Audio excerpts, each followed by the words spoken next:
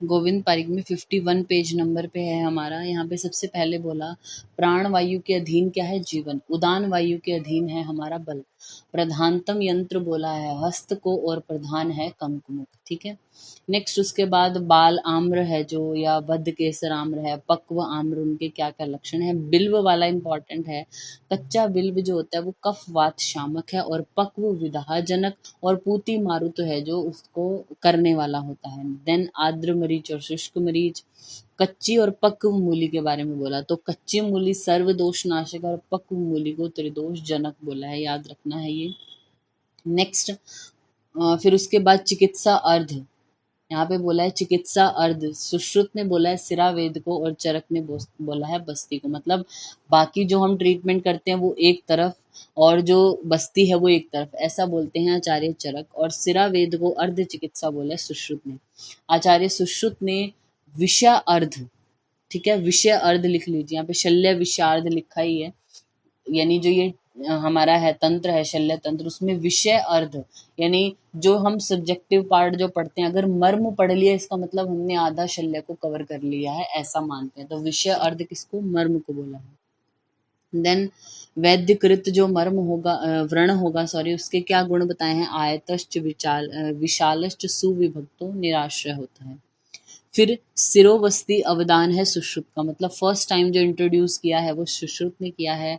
विडालक अवदान है वाग्वट का, और पिंडी जो है वो अवदान है शारंगर का। ये इंपॉर्टेंट है विडालक और पिंडी वाला। देन नष्ट आर्तवा बंध्या योनि व्यापद, अनार्तवा शंडी योनि व्यापद, दुष्प्रजाता प्रशंसनीय योनि व्यापद, दुष्प्रजाता में सूतिका रोग। काश्यप के अकॉर्डिंग लिखा है ना, ब्रैकेट में लिखना 64।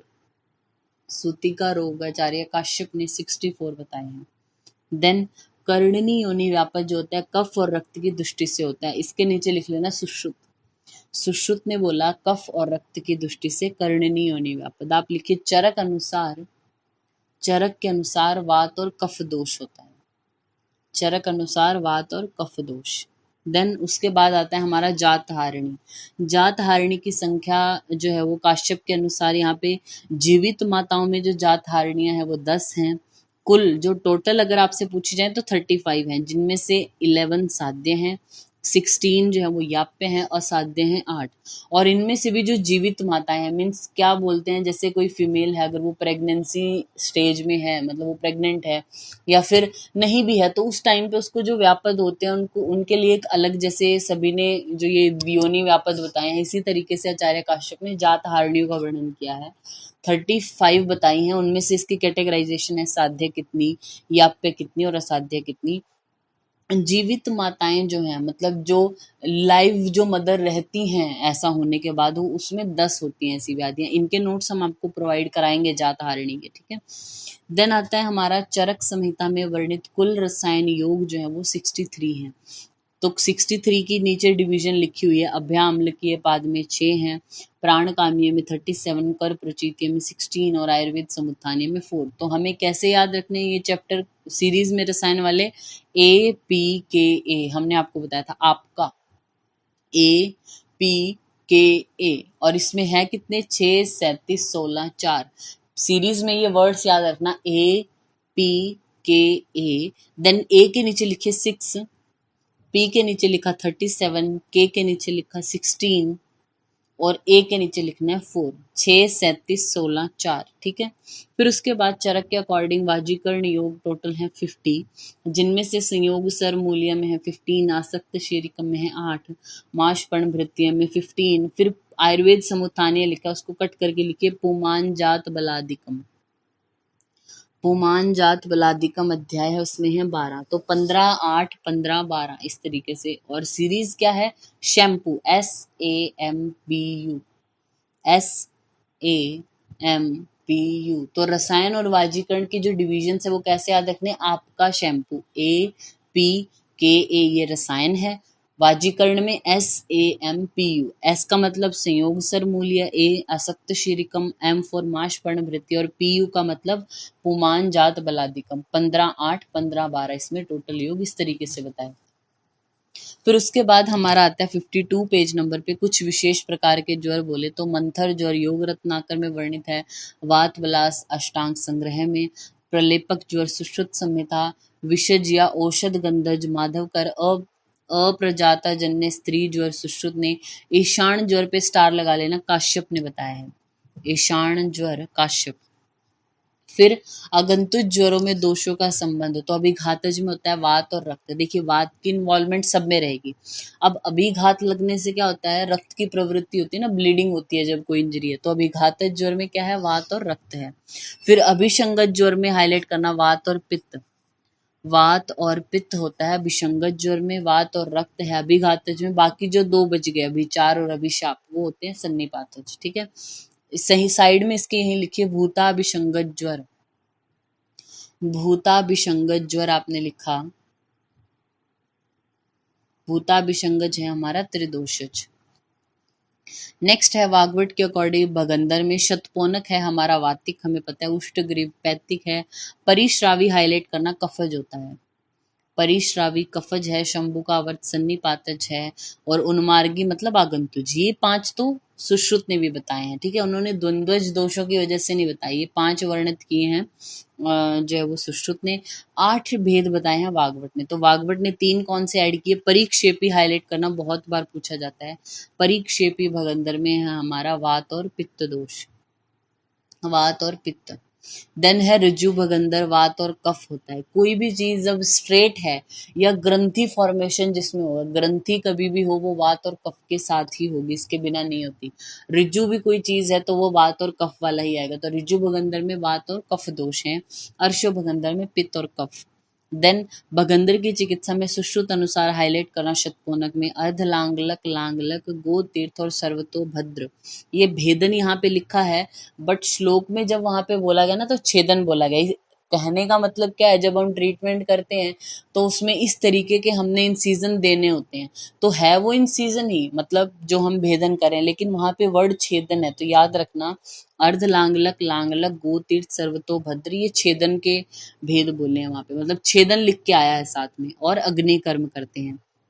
उष्टग्रीव में क्षार कर्म निर्दिष्ट है, अग्नि कर्म का निषेध हाईलाइट करना, अग्नि कर्म नहीं करना है। पूछते हैं अग्नि कर्म कौन से भगंदर में है, तो उष्टग्रीव में नहीं करना क्योंकि पित्तज है वो। फिर परिश्रावी हाईलाइट करना खरजूर पत्र, खरजूर पत्र जैसा अर्ध चंद्राकार अवांग मुख या सूची मुख जैसा भेदन उसमें करना चाहिए। नेक्स्ट यहाँ पे श्वास में दोष और साध्य, साध्यता बोली तो महाश्वास है, ऊर्ध श्वास, इन दोनों में वायु दोनों असाध्य है।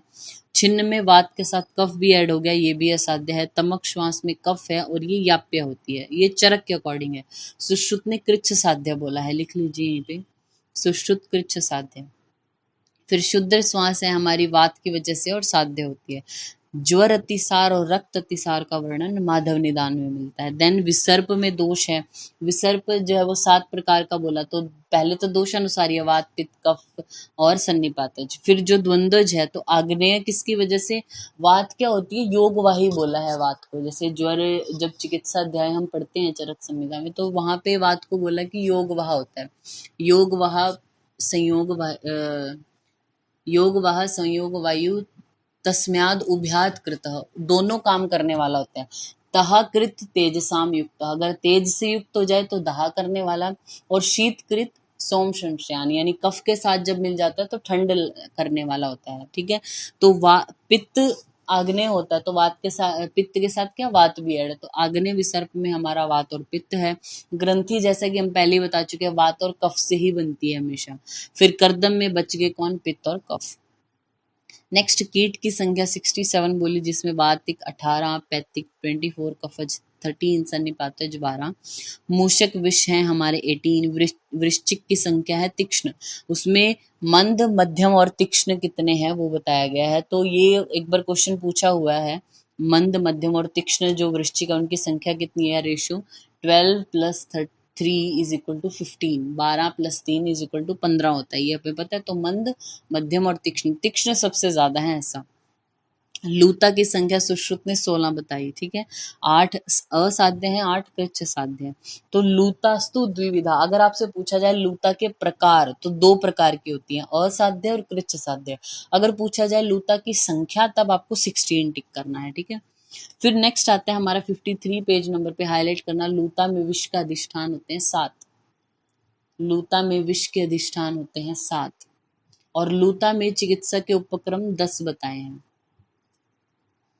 लूता में विष का अधिष्ठान आलम्ब्यायन के अकॉर्डिंग लिखना 5 अधिष्ठान, आलम्ब्यायन है जो उनके अकॉर्डिंग 5 अधिष्ठान है लिखना। मूषक में विष अधिष्ठान 1, मूषक जो होता है उसमें विष का अधिष्ठान होता है 1, शुक्र को बोला गया है उसमें। लूता में 7 होते हैं और लूता में चिकित्सा उपक्रम जो हम करते हैं वो 10 करते हैं, ठीक है। देन लूता विष से मृत्यु, तीक्ष्ण विष से 7 दिन में मृत्यु, मध्यम से 10 और हीन विष से 12 दिन में मृत्यु होना बताया है। फिर उसके बाद गोजर या मेंढक के भेद 8 बोले हैं, चींटी, मक्खी, छिपकली ऐसे करके लिखा। तो ये जो मूल संहिता है वहां से आप एक बार देख लेना कि क्या क्या इनको बोलते हैं हम। ये भेद इतना ज्यादा डिटेल में नहीं पूछा जाता है।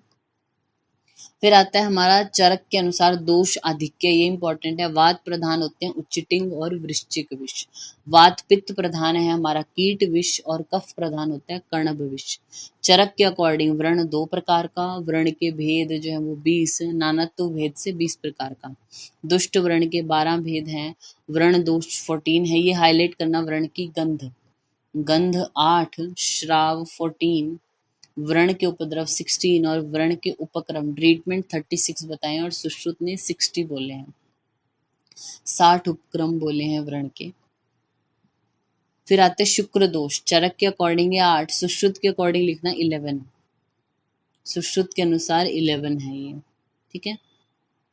इसमें वातिक, पैतिक और कफज होते हैं। वातज की वजह से दुष्टि, पित्त की, कफ की और रक्त की वजह से। फिर कुणप गंधी था, फिर ग्रंथि है, पूती है, पूय है, क्षीण, मूत्र, पुरीश, ये सब हैं। तो ये 11 दोष सुश्रुत के अकॉर्डिंग है। तो आप साइड में लिख सकते हैं एक बार, ये स्पेस जो बना हुआ है ना जहाँ पे उच्चिटिंग विष और इनके बारे में बताया, तो यहाँ पे साइड में स्पेस है, ऊपर लिखिए शुक्र दोष। शुक्र दोष हम सीरीज में लिखेंगे इससे एक से नीचे, तो थोड़ा स्पेस चाहिएगा उसके लिए। शुक्र दोष है 11, सुश्रुत अनुसार हम ये लिख रहे हैं। तो पहले लिखना वी, वात, वात के जस्ट नीचे लिखना पित्त, फिर उसके नीचे कफ, फिर रक्त, वात पित्त कफ और रक्त। फिर लिखिए कुणप गंधी, कुणप गंधी आपने लिखा, उसके नीचे लिखना है क्षीण। नेक्स्ट है हमारा ग्रंथि, ग्रंथि के नीचे लिखिए पूती, उसके नीचे लिखिए पूय। नेक्स्ट है मूत्र और सबसे लास्ट है पुरीश गंधी। आई रिपीट, वातज, पित्तज, कफज, रक्तज, कुणप गंधी, क्षीण, ग्रंथि, पूती, पूय, मूत्र और पुरीश गंधी, ठीक है। हम इनमें दोष लिख रहे हैं। तो पहले चारों में तो आपको पता है वात पित्त कफ रक्त ही है। कुणप गंधी में है हमारा रक्त दोष, कुणप गंधी रक्त दोष है। फिर क्षीण में है वात और पित्त, इंपॉर्टेंट है ये दोष का संबंध भी। क्षीण में है वात और पित्त। ग्रंथि हम आपको पहले ही बता चुके, वात और कफ की वजह से ही होगा। पूती पूय, इन दोनों में है पित्त और कफ, पूती पूय में पित्त और कफ। और लास्ट के जो बच गए हैं मूत्र और पुरीश, उनमें दोष होता है वात पित्त कफ, त्रिदोषज होते हैं दोनों ही, ठीक है। फिर इनमें इनके दोष याद हो गए, फिर इनकी साध्य साध्यता।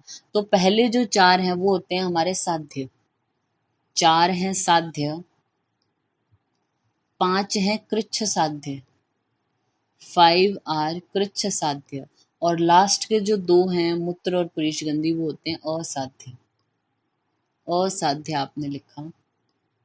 52 पेज नंबर पे जो ऊपर की तरफ थोड़ा स्पेस बचा हुआ, इसी तरीके से हम आर्तव दोषों का भी बनाएंगे सुश्रुत के अकॉर्डिंग।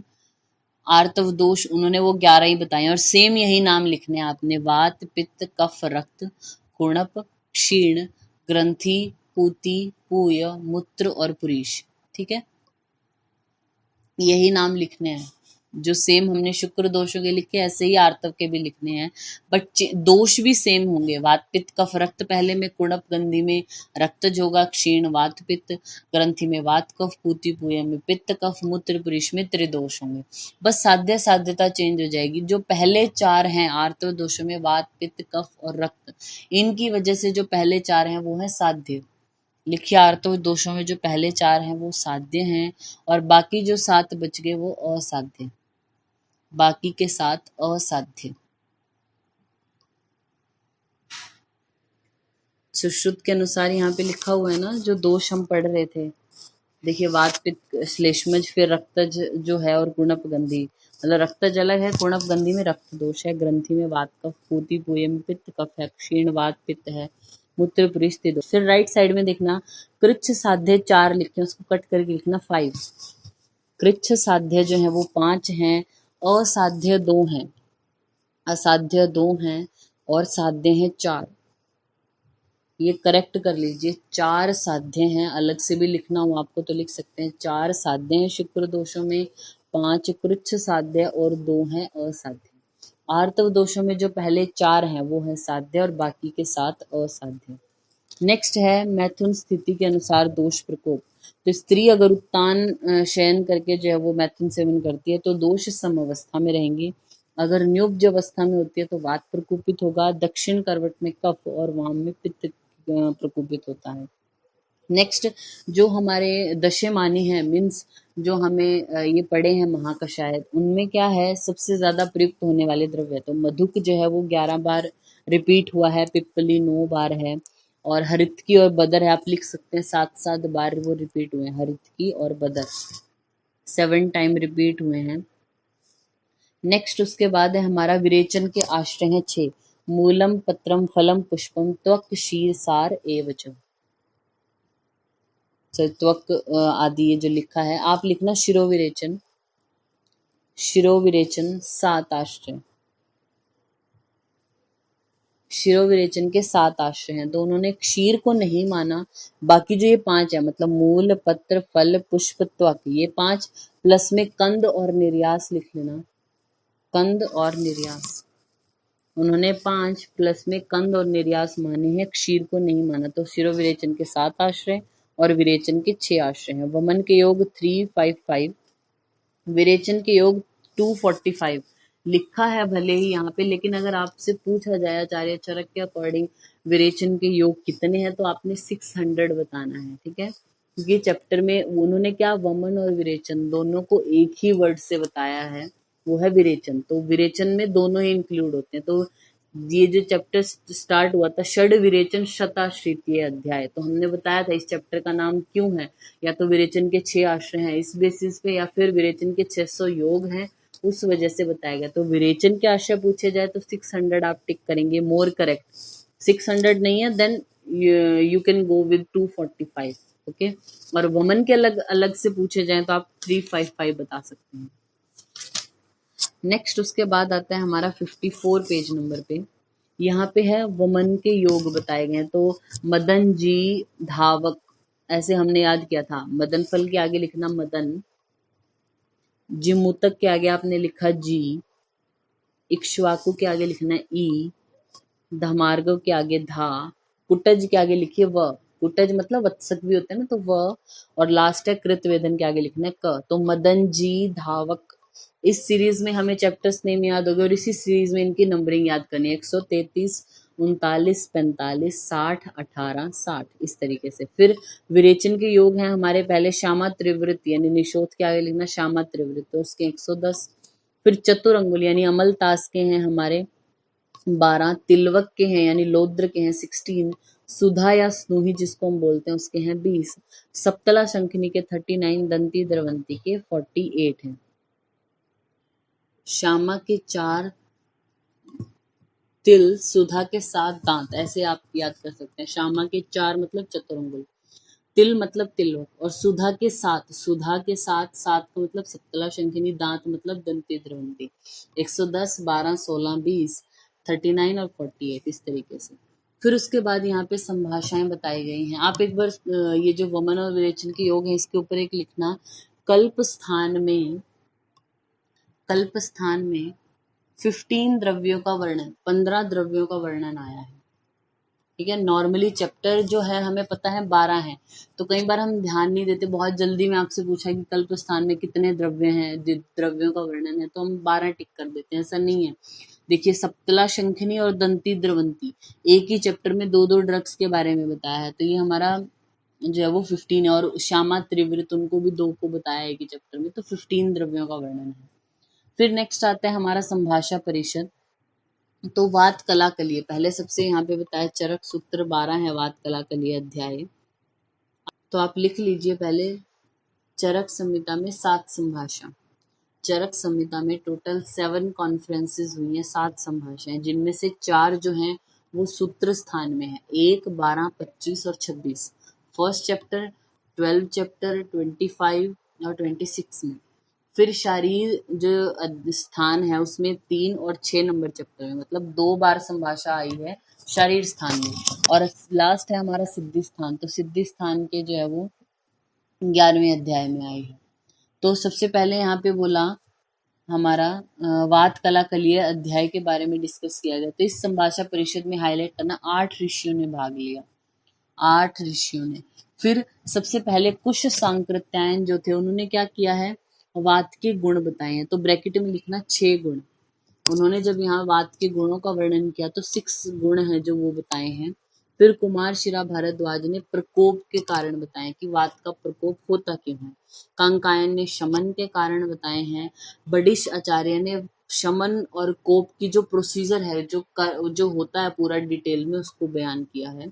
वायुर्विद ने वायु के कर्म बताए, प्राकृत या अप्राकृत जो वायु है शरीर के अंदर और बाहर जो जगत है उसमें जो वायु है वो कैसे कर्म करती है उनके बारे में बताया। फिर आचार्य जो मरीचि हैं उन्होंने पित्त के बारे में बताया और काप्य ने कफ के बारे में बताया। तो 8 ऋषि हैं जिन्होंने उन कॉन्फ्रेंस में पार्टिसिपेट किया था। नेक्स्ट है यज्ञ पुरुषी अध्याय, यानी 25 नंबर चैप्टर में 9 ऋषियों ने भाग लिया था। तो कौन से हैं, पा शर वायु ही को भद्र भार का भिक्षु, इस तरीके से हमने याद किया था। ये ऋषियों के नाम याद किए थे, पा शर वायु ही को भद्र भार का भिक्षु। पा मतलब मौदगिल्य पारीक्षी, सर मतलब सरलोमा, वायु मतलब वायुर्विद, ही का मतलब हिरण्याक्ष, को का मतलब कौशिक, भद्र का मतलब भद्र काप्य, भार का मतलब भरद्वाज, का मतलब कांकायन और भिक्षु का मतलब आत्रेय भिक्षु। बौद्धगल्य पारीक्षी, पक्षी में क्या होती है, आत्मा है, तो उन्होंने आत्मवाद दिया। स से सरलोमा, स से सत्ववाद। वायु हमारा दोष है और हमारी जो धातु सबसे पहले कौन सी है, वो रस है, तो वायुर्विद ने रसवाद का वर्णन किया। हिरण्याक्ष, हिरण का जो मांस होता है वो सभी रसों से युक्त होता है, 6 के 6 रस होते हैं, तो षड धातुवाद दिया। कौशिक के माता पिता। भद्र काप्य, काप्य ने क्या किया, कर्म। भरद्वाज का स्वभाव और कांकायन काका की प्रजा, ऐसे याद कराया था हमने आपको। आत्रेय भिक्षु मतलब उन्होंने कालवाद दिया है, ठीक है। इनमें से ये क्वेश्चन जो पूछा गया कि किम नो भू पुरुषो यज्ञ तज्ञ तस्य आम्या स्मृता, मीन्स पुरुष की उत्पत्ति किन से होती है और रोगों की उत्पत्ति कौन से भावों से होती है। तो ये जो क्वेश्चन था ये हमारा जो है काशीपति वामक हैं, जो उन्होंने ये क्वेश्चन पूछा था सबसे पहले इस चैप्टर में। काशीपति वामक प्रश्नकर्ता आचार्य हैं वो, बाकियों ने फिर उसका आंसर दिया था।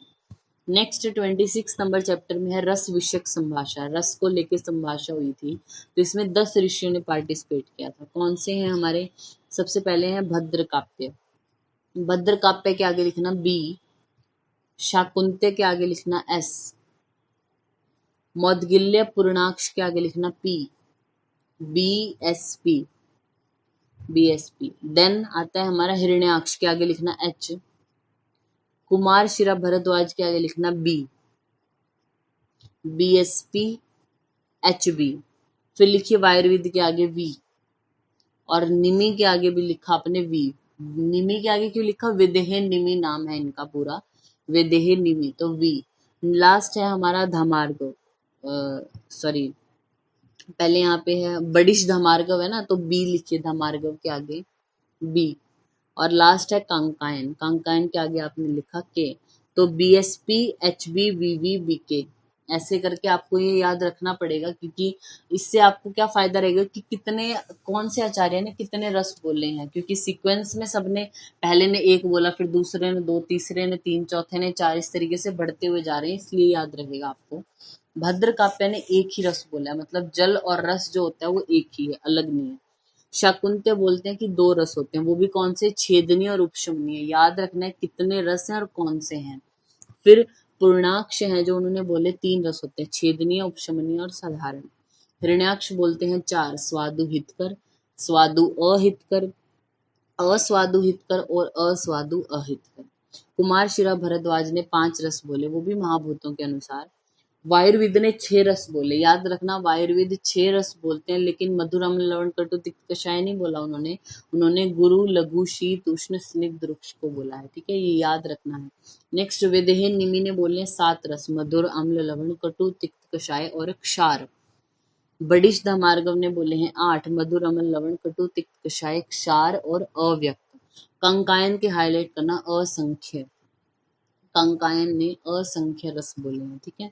फिर आप लिखना पुनर्वसु आत्रेय, पुनर्वसु आत्रेय 6 रस, देखिए पुनर्वसु आत्रेय 6 रस, कौन से? मधुर अम्ल लवण कटु तिक्त कषाय, जो हम बोलते हैं वो पुनर्वसु आत्रेय ने बताए हैं। तो कई बार आपसे क्या क्वेश्चन पूछा जाएगा कि जो रस विषयक संभाषा है उनमें निम्न में से किसने 6 रसों का वर्णन किया? ऑप्शन आर पुनर्वसु आत्रेय, वायुर्विद, ए एंड बी बोथ, या फिर कोई और आचार्य होगा। तो 6 रस जो हैं, संख्या 6 दोनों ने बताई है, वायुर्विद ने भी और पुनर्वसु आत्रेय ने भी। लेकिन वायुर्विद ने 6 जो है वो गुरु लघु शीत उष्ण स्निग्ध रुक्ष बताए हैं, और आत्रेय ने मधुर अम्ल लवण कटु तिक्त कषाय बताए हैं, याद रखना है ये। फिर उसके बाद एक एक रस के संयोग से 6 रस हैं हमारे, 2 रस के संयोग से 15, 3 के से 20 बनते हैं, 4 रसों के संयोग से 15, 5 के से जो कॉम्बिनेशन बनते हैं वो 6 हैं, और 6 रसों के संयोग से 1, तो कुल रस भेद 63 है, संयोग है 57, संयोग 57 याद रखना है, संयोग है 57। फिर नेक्स्ट है हमारी चरक सिद्धि स्थान की है ये संभाषा, 11 नंबर चैप्टर की फल मात्रा सिद्धि अध्याय। तो यहाँ पे क्या बोला गया? शौनक आचार्य बोलते हैं कि जिमूतक श्रेष्ठ है, ठीक है, और गौतम आचार्य बोलते हैं धामार्गव श्रेष्ठ है, काप्य बोलते हैं कृतवेदन श्रेष्ठ है, वामक बोलते हैं इक्ष्वाकु, और बडिश बोलते हैं कुटज। और मदनफल लिखिए, मदनफल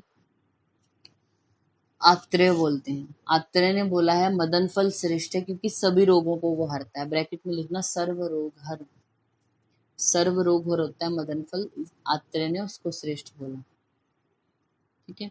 फिर इनके साथ साथ ही आपको क्या याद रखना है कि जिमूतक कौन से रोगों के लिए श्रेष्ठ बोला है, तो आप वहां से उसको एक बार देखेंगे, ठीक है। फिर उसके बाद आंसुओं की योनियां बोली हैं 9 होती हैं, पथ्यतम आसव होते हैं 84, हाईलाइट करना, पथ्यतम आसव की संख्या है 84। अगर आपको पूछे द्रव्य कर्ण संयोग भेद आसव के टाइप्स, लिखिए द्रव्य कर्ण संयोग भेद से आसव संख्या, द्रव्य कर्ण संयोग से आसव संख्या, असंख्य लिखिए आप, असंख्य होते हैं। अगर पथ्यतम आसव पूछा जाए तो 84 है, नॉर्मली भी अगर पूछा जाए आसव की संख्या और ऑप्शन में 84 हो तो 84 टिक करना है, लेकिन अगर उन वहां पे मेंशन्ड हो द्रव्य कर्ण संयोग भेद से तो असंख्य टिक होगा। फिर आती है हमारी आसव की योनियां 9, शर्करा आसव 1 है, पत्र आसव 2, कांड आसव 4, तो ये हमने बताया था SPKT, SPKT सीरीज में लिखना है, शर्करा के आगे S, पत्र के आगे P, कांड आसव के आगे K और त्वक के आगे T, SPKT 1 2 4 4। फिर धापु मुंह साफ कर, ऐसे किया था, धापु यानी धान्य आसव 6, पुष्प आसव 10, मूल आसव 11, सार आसव 20, फल आसव होते हैं 26, तो 84 होते हैं इस तरीके से। फिर गर्भोत्पाद जो भाव हैं हमारे वो 6 हैं, जिनमें से 4 मुख्य हैं, 2 सहायक होते हैं। आप यहीं साइड में लिखना माता पिता आशा रस, लिखिए एक बार, माता पिता अलग अलग लिखना, थोड़ा स्पेस देके, माता अलग पिता अलग आपने लिखा, फिर आशा अलग लिखना है, आ और सा, माता पिता आशा, र अलग और स अलग, माता पिता आशा रस। माता के लिखे नीचे लिखे 20, पिता के आगे लिखना 10, आत्मज लिखना 19, आ के नीचे लिखना है 19, सा मतलब लिखना 8, र लिख के नीचे लिखिए 6 और स के नीचे लिखिए 18। मातृज भाव जो होते हैं वो 20 हैं, पितृज भाव 10 हैं, आत्मज भाव हमारे 19 हैं, सातम्य वाले जो हैं वो 8 हैं, रस तो हमें पता है रस हमारे 6 हैं, तो रसज भाव भी 6 होंगे। और सत्वज भाव हैं हमारे 18। ठीक है, इसमें भी ऐसे ही लिखा है। फिर इधर देखना स्मृति, आत्मज और सत्वज दोनों है, तो स्मृति के साथ लिखना द्वेष, स्मृति और द्वेष ये आत्मज और सत्वज दोनों में आते हैं। फिर स्वर्ण वर्ण की क्या है, हमें आशा है, तो स्वर और वर्ण ये हमारे आत्मज और सात्मज दोनों भावों में आते हैं।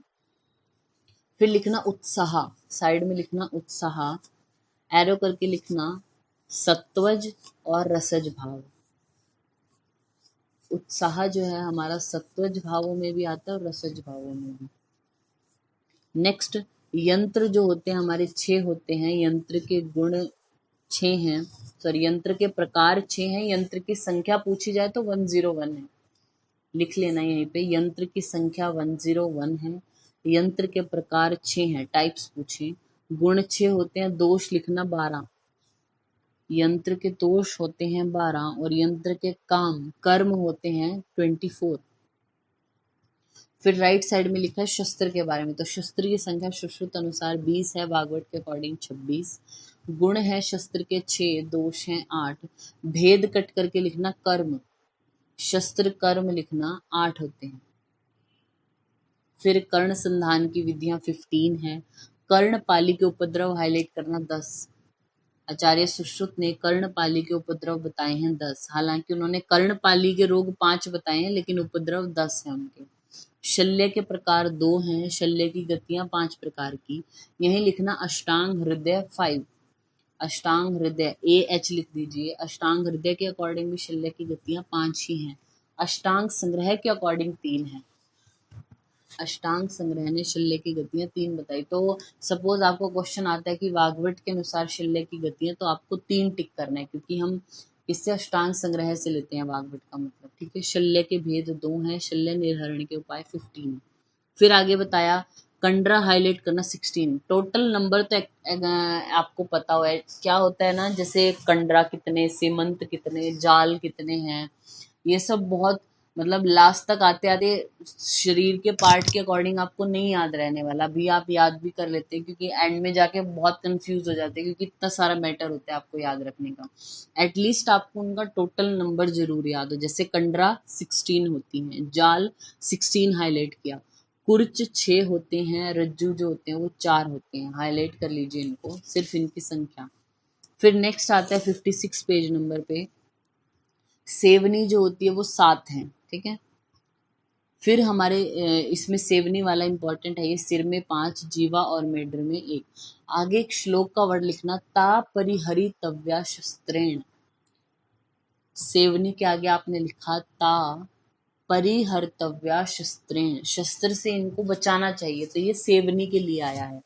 फिर सीमंत और संघात हाईलाइट करना 14 होते हैं, सीमंत और संघात बहुत बार क्वेश्चन पूछा हुआ है, 14 होते हैं सुश्रुत के अकॉर्डिंग, लेकिन वाग्भट ने सीमंत 18 बताए हैं। ठीक है, 18।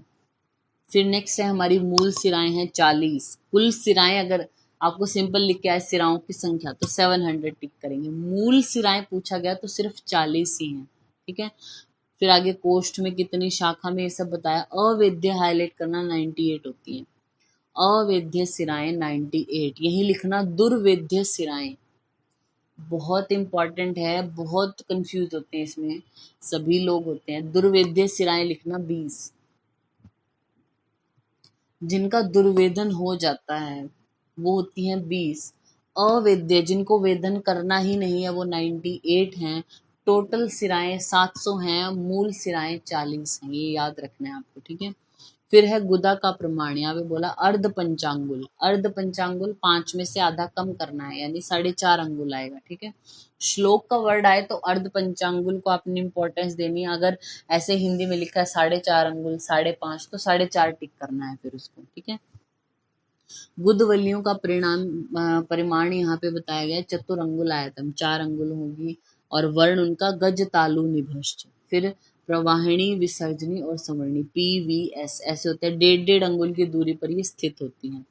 प्रथम वली बताई है कि गुदोष्ट से 1 अंगुल ऊपर होती है और गुदोष्ट जो होता है वो रोम प्रांत से 1.5 यव ऊपर होता है।